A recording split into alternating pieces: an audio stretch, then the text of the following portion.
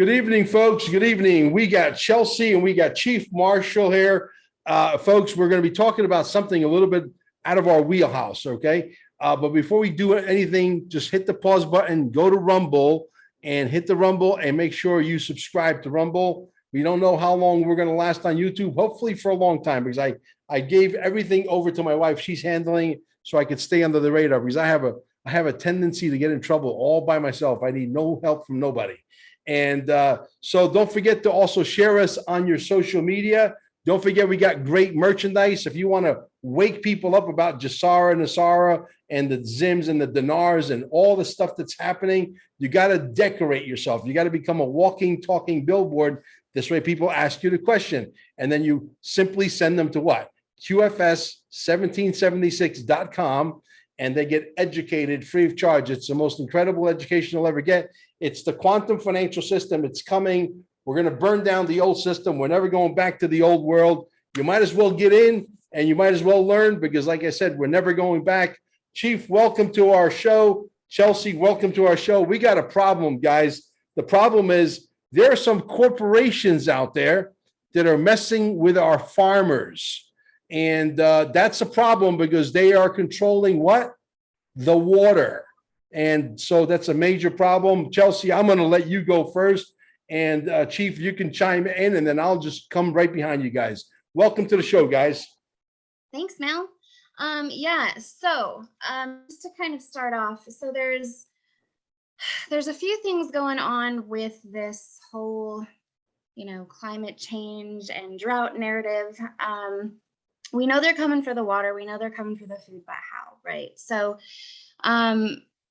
with Utah, now this is going to kind of go, across the board. We talked about last time, how the World Economic Forum they're taking their white papers and putting them into our strategic plans. So every state has their own strategic plans. So you're going to see this same thing kind of happening across the state. So I'm going to kind of tell you what I've found in Utah, and it's going to be up to you guys to kind of research the certain reservoirs and kind of who's involved and which reservoirs they're doing it with in your states. But as far as Utah, a lot of people here know about the Colorado River compact to our lower and upper water basins.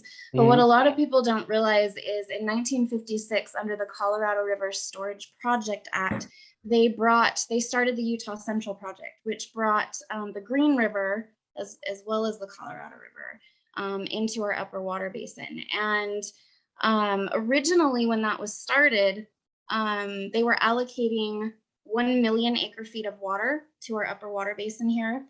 And they haven't been very loud about it for a reason, but over the last few years, that has gone way, way down. And Mel, do you want to take a guess? It was originally at 1 million acre feet of water allocated to our basin here. You want to take a guess at what they've lowered it to in the last few years? 100,000. 101,000 acre. That's close. So I know how they think. See, I'm inside their minds all the time. Yeah. You've got it, Mel. You've got it. So not only are they, and this is, they're doing this kind of thing across the board. Not only are they kind of lowering the amount of water being allocated to us, but they've also redirected part of our water to our basins to Mexico. And of course, they haven't gotten loud about that either, but they've started water from our compact down through Mexico, down their riverbed, and it's emptying all the way into the ocean. It's all the way to the ocean. Here, I don't know if many people in Utah even realize this, but a lot of reservoirs up like Diamond Fork, Spanish Fork Canyon, Provo River, for those of you watching in Utah, there is piping going from these reservoirs to the Great Salt Lake. And Utah government is they've just approved a proposal to start reallocating part of Bear River to the Great Salt Lake as well. So we've got a lot of other reservoirs that are being reallocated or piping, allocating the water to the Great Salt Lake. Now, here's the problem with the Great Salt Lake. In 1987, they installed the West Desert pumps. And this was due to extreme flooding in our area. Our I-80, our highways had been completely flooded. There was a huge property, damage, destruction. Our interstates, our infrastructure, big loss of life. And so they were debating kind of how to deal with the flooding, and they decided to put in these West Desert pumps. So it was 3 pumps, 3 huge canals. And what they did was they started pumping water out of the Great Salt Lake into the West Desert to just like dry up and evaporate. So they turned the pumps off in '89, and they decided to leave the pumps there, just not use them in case they were ever needed again. Now, a friend and I went out because I was curious about these pumps, knowing kind of what the World Economic Forum and these people are doing with our water. So we made a little day trip out to the West Desert on Saturday, and I have video of water in these canals going miles west of the lake, west of the pumps. Now, if these pumps aren't being turned on or they're not doing anything to divert this water, I mean, miles and miles of water through these canals out to the West Desert that I took video of. And it was interesting as well, because when we're driving, all of these, when we look to the left side of the railroad tracks, the Great Salt Lake, the water is completely still, right? Just like glass, completely still. And some of the water that you can see driving up, to the Great Salt Lake, perfectly still. Turn the camera around to the left side of the railroad tracks where the pumps are, and the water is just flowing. It's just flowing. So water is going out to the West Desert. Lake Mead, which is really interesting. I watched a video just a couple nights ago, actually, and Lake Mead is connected to Lake Powell. So a lot of people are hearing about Lake Powell and Lake, water pipelines. There were some fishermen there, and they're talking about how the water level there that's been dropping is just, it seems impossible. It's insane that they didn't really believe that the water was dropping that low. And it was funny because about 2 minutes later, they're like, oh, we've got some flash floods coming in. They come all the time, watch this. And they showed this video of this flash flood and tons of water from this flash flood just going into Lake Mead. And they said these flash floods happen all the time. They video them and put them up. They're all over YouTube. So for all of this water that's going into the lake and for it to drop so low. Now, Lake Powell is connected to Lake Mead, right? It drains into Lake Mead. Now, just so you guys have an idea of how big Lake Powell is, it is, I think it's 186 miles long and 25 miles wide, right? It is a huge lake. And they're trying to tell us that just because of the heat, that it has dropped 45 feet in 1 year. I mean, it's impossible, Yeah, right? of course. So I came across, his name is Dane Wigington, and he has a background in solar energy. He's worked with geoengineers, and he has investigated the US government for decades, and has been talking a lot about, some of the weather modification and things that they're doing. But he actually, so he's got presidential and Senate documents, he's got US military documents, he has contracts, patents, he's got it all, right? Over 150 patents. And he has patents and contracts proving and photos proving that there are underground tunnels underneath Lake Mead that were designed to drain every last drop from Lake Mead, which, then Lake Powell flows into Mead. So this is kind of where this has all started, is the reallocation and kind of draining of our reservoirs. And another thing that's interesting is if you look at the Utah Division of Water Rights, you can go to a section where all the dams are. And there's this huge list of all these dams that are high hazard rating. And if you don't know what that is, the high hazard just means that the spill crest, like it's so full, and the spill crest levels, you can look at them, they're all full. If the dam, it's a high hazard because if the dam were to break, there's so much water that would, if it all came rushing out at once, it would be a lost, destruction to infrastructure, loss of life. So it's really interesting how some of these lakes are the water levels dropping so low so rapidly. Yet we've got spill crests at our dams that are all the way full. And we've got, at legislation a couple months ago, one of our legislators proposed to solve this drought issue and getting some of our water, drinking supply to us. His idea was a couple of these reservoirs that are high up, to dam it because they're so full. So it's interesting as far as the water levels. I don't know if Deloy has much to say about that, but Yeah, it sounds like someone's concocting a conspiracy fact, not a theory, on how to mess with our food supply and how to not have enough drinking water, et cetera. I mean, the drinking water problem, that could be solved pretty easily with a couple of solar panels and a dehumidifier that is a special machine that sort of filters the water, and you got drinking water that comes out of thin air, right? yeah. Yeah. But what you're talking about, it sounds like someone's messing with the works. Yeah. Hey, Please, Chief, chime in. I know a little bit about Lake Mead, and that Lake Mead, they just completed the tunnel about 2 weeks ago that they've worked on for 11 years now. 11 years. It's 24 feet in diameter, and it goes from the center of the lake all the way to Las Vegas. Yeah. And they say that if they ever open that up, they could drain it just like you could your bathtub that quick, just instantly. Wow. And yet they spent billions and billions of dollars building this for the last 11 years. Why would they do that? Why? It took 17 years to fill Lake Mead to start with when they first built it. 17 years it took to fill it. Now, how long would it take to fill it? Because they're using so much of it, could you ever fill it? Right. Exactly. They're draining it so quickly.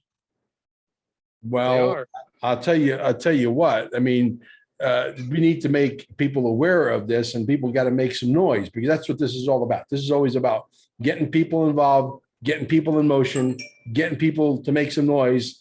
Most of you might not recognize Chief Marshal, but Chief Marshal, by the way, not to get off subject, Chief Marshal works for David Straight. He's one of David Straight's right-hand man. So we're pleased to have him.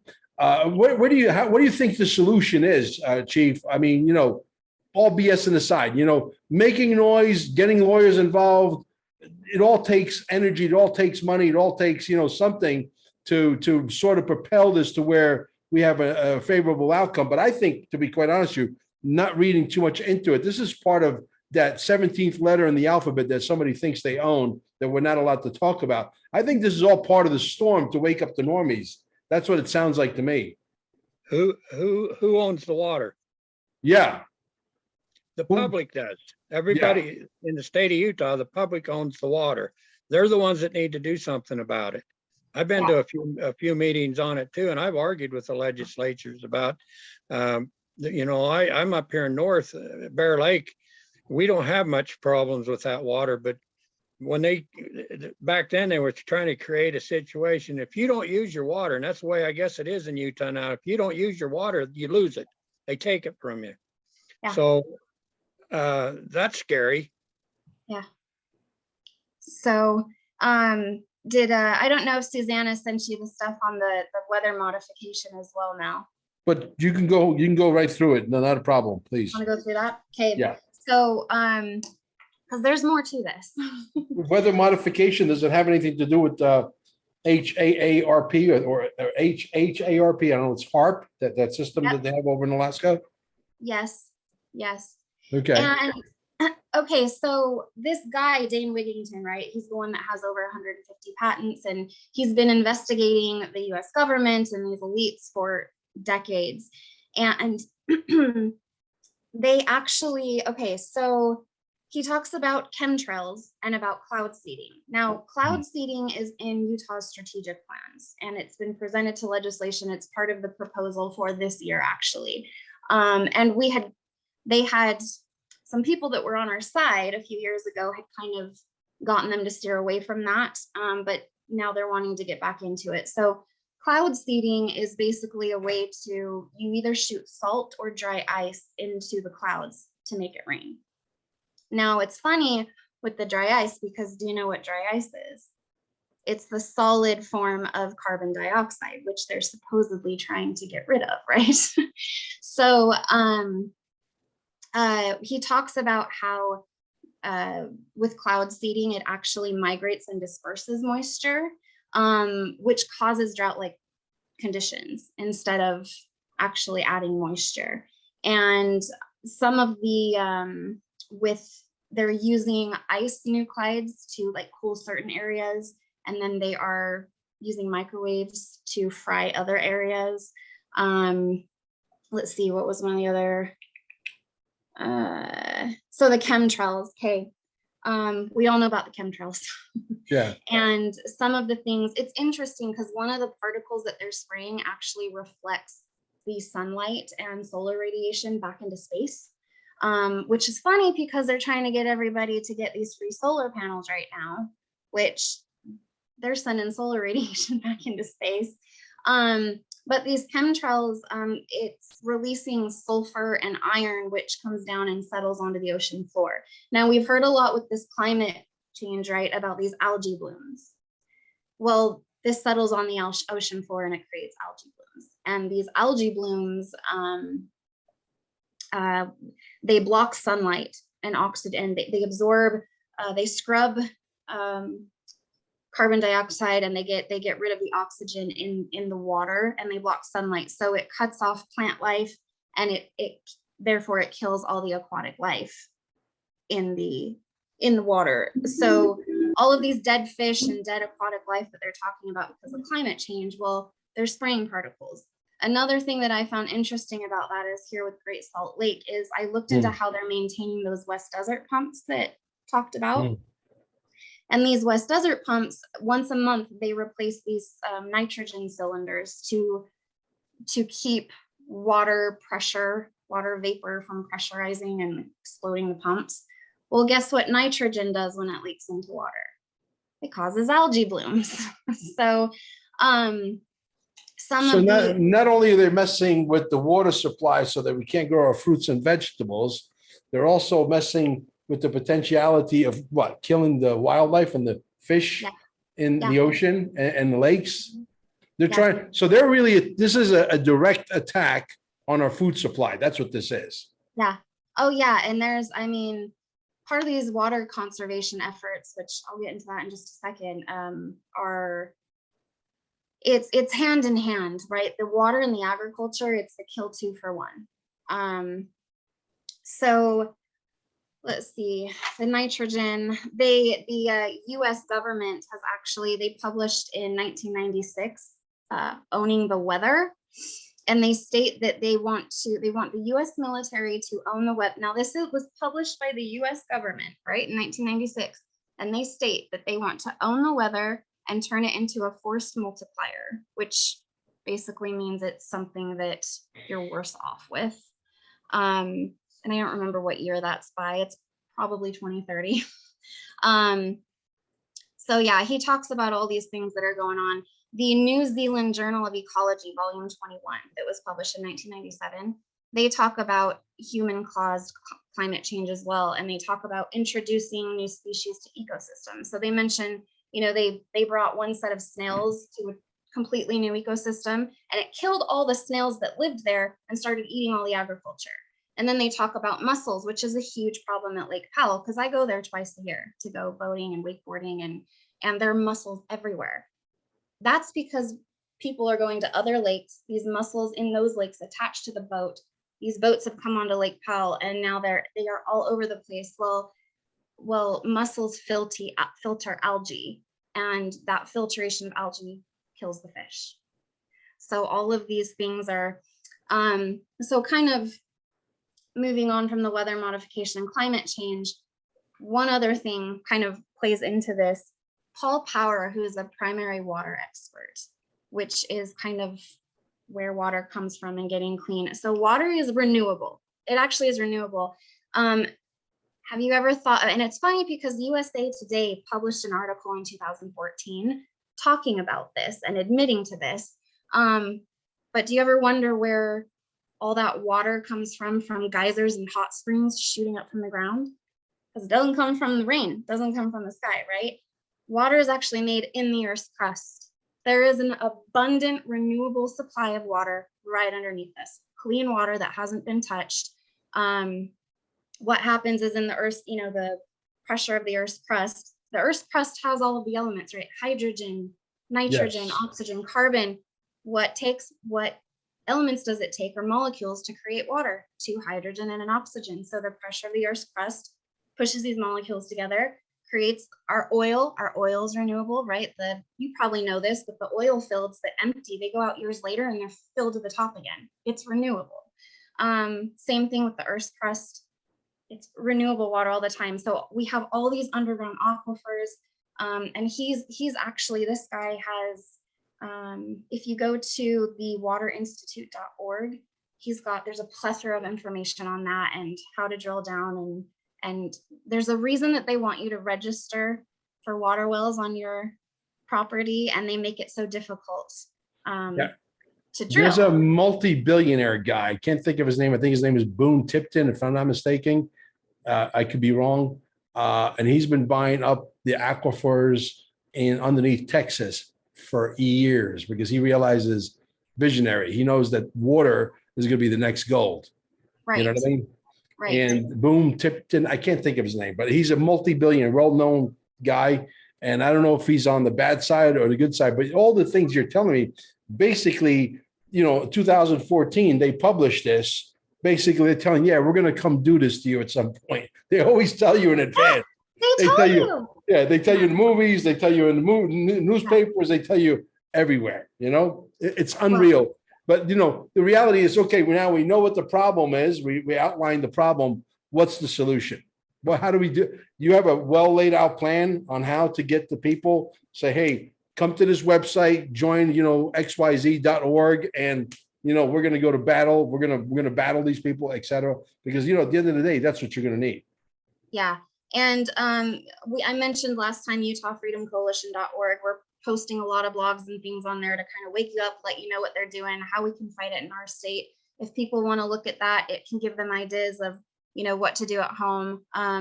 There's a lot more that goes into this as far as the smart water piping, the smart water controls, and the grants that they're doing to, they're creating these biodiverse cities, which is so stupid, and these opportunity zones with the smart homes, the smart transit, everything's connected to digital with ESG, right? So these smart controls are going to be able to cut your water off whenever they want. It's all tied to the global digital grid.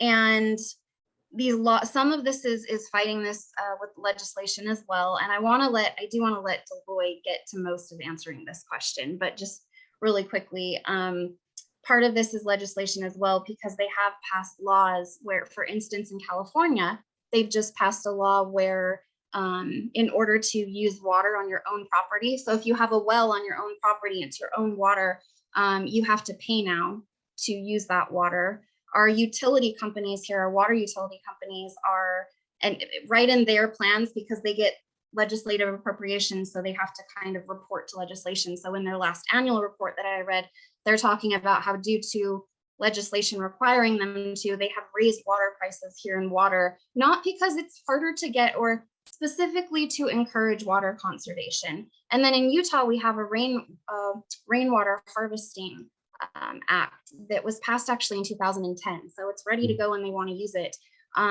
which makes it, we have to register to collect rainwater on our own property.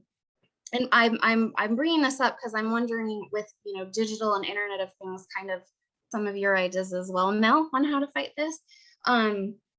But we have to register to collect rainwater, and we're only allowed to have 2 barrels, which together are 2,500 gallons of water to put to productive use. If we put any more of that to productive use, there are criminal charges and there's theft. It states that all the water belongs to the public, and because of that, any puddle in the street you can't even collect from, or it's theft. And part of this productive use thing is, well, you can't use more than the 2,500 because we need the rest to seep into the ground. They're saying they want to recharge the aquifers or get the aquifers underground to kind of build back up again, which we know we don't need to do because it's in the Earth's crust.